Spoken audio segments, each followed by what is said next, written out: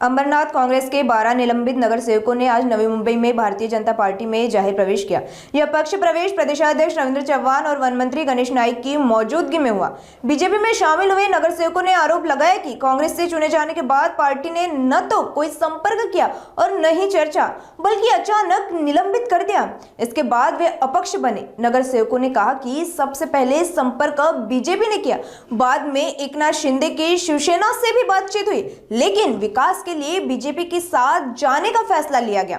BJP में शामिल होने वाली नगर सेवक है दर्शना पाटिल, अर्चना पाटिल, हर्षदा पाटिल, तेजस्विनी पाटिल, प्रदीप पाटिल, विपुल पाटिल, कबीर गायकवाड़, मनीष महात्रे, धनलक्ष्मी जयशंकर, संजवनी देवडे, दिनेश गायकवाड़ और किरण राठौड़। काय सांगाल, तुम्ही आज भाजपमध्ये प्रवेश केलेला आहे, काल तुम्हाला निलंबनाची कारवाई झाली होती, काय वाटतं एकंदरीत का अशी वेळ आली? काय आम्ही मागचे 10 वर्ष झाले काँग्रेसमध्ये कामं करतोय। जनतेचा विकास करण्यासाठीच आम्ही कामं करतोय, पण काँग्रेसचे कार्यकर्त्यांनी आम्हाला निलंबन केले डायरेक्ट। तर मग आम्ही एवढे 12 नगरसेवक निवडून आलो, तर त्यांनी आम्हाला एक फोन कॉल नाही केला किंवा फुलाचा एक गुच्छ नाही दिला, तर त्याच्यामुळे आम्हाला वाईट वाटलं, म्हणून आम्हाला निलंबन केले, तर आम्ही अपक्ष झालो। तर मग आता आम्हाला कोणता पक्ष निवडावा शहराचा विकास करण्यासाठी, तर आम्ही भाजपला निवडलं। नाव काय? अर्चना चरण रसाळ। सर, काय सांगाल एकंदरीतच तुम्ही 12 नगरसेवकांनी भाजपमध्ये आज प्रवेश केलेला आहे, का अशी परिस्थिती आली तुमच्याकडे? आता जस्ट निवडणूक झालेली, तुम्ही निवडून आले काँग्रेस पक्षाकडून, हे भूमिका सगळ्यांनी घाली। परिस्थिती पक्षांनी जो आम्ही अंबरनाथ विकास आघाडी जी स्थापन केली होती भाजपाबरोबर, आम्ही कुठेही भाजपला पाठिंबा दिला नव्हता।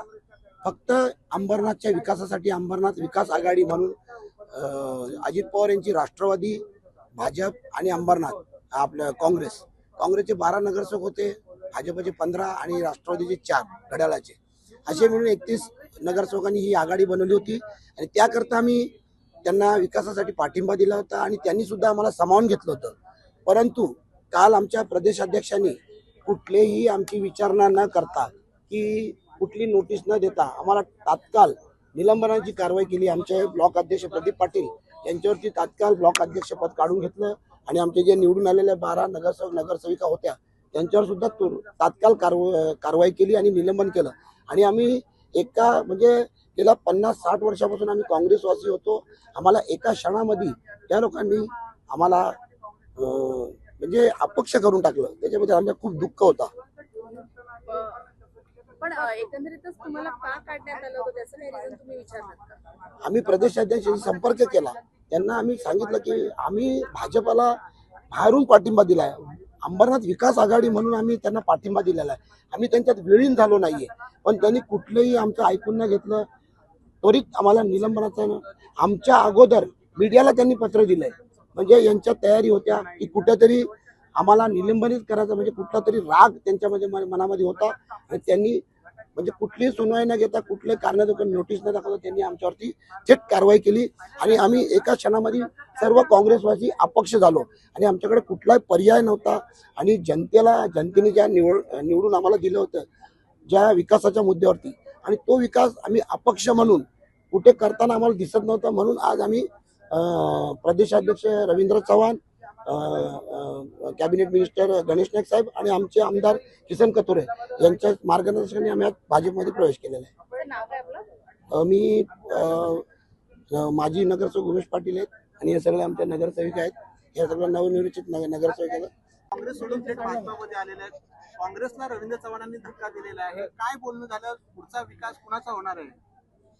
हे धक्का देण्याचा प्रश्न नाहीये। जेव्हा पक्षाने नाकारलं तेव्हा आम्हाला कोणी जर साथ दिली असेल तर ती भाजपने प्रथम आम्हाला हाक दिली का आम्ही तुमचं कुठेतरी व्यवस्था करू, आम्ही तुमच्यासाठी कुठेतरी विकासाच्या मार्गाला, तुम्हाला जे विकास करायचा आहे शहरात तुमच्या वार्डांचा, तर त्याकरता आम्ही तुम्हाला पाठबळ देऊ। आणि त्या मुद्द्यावर आम्ही विकासाच्या शहराच्या जे आम्ही लोकांना जनतेला शब्द दिला होता तर आम्ही विकासाला साथ देऊ, विनाशाला नाही, ठेकेदारीला नाही। आणि आम्ही त्या दृष्टीने भाजपाचा मार्ग पत्करलेला आहे, कारण की आम्हाला डायरेक्ट पक्षाने कुठलंही नोटीस न देता किंवा एक फोनही न करता डायरेक्ट निलंबन केलं आणि आम्हाला विचारणा नाही केली का निवडून कशा आलात तुम्ही, काँग्रेसची तिकीट दिलेली निवडले कसे, तुमच्या सभा कोणी घेतल्या, तुमचा प्रचार कोणी केला, तुम्हाला यंत्रणा कोणी पुरवली, कोणीही एकही शब्दाने आला नाही.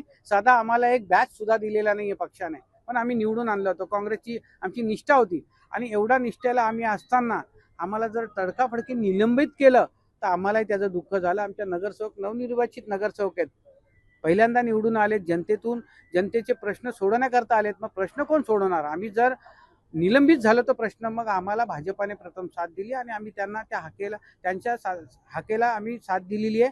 आणि त्यांनी आम्हाला शब्द दिलेले आहेत का तुमच्या विभागाचा, शहराचा विकास आम्ही निश्चित करून देऊ. काय डील झालंय भाजपा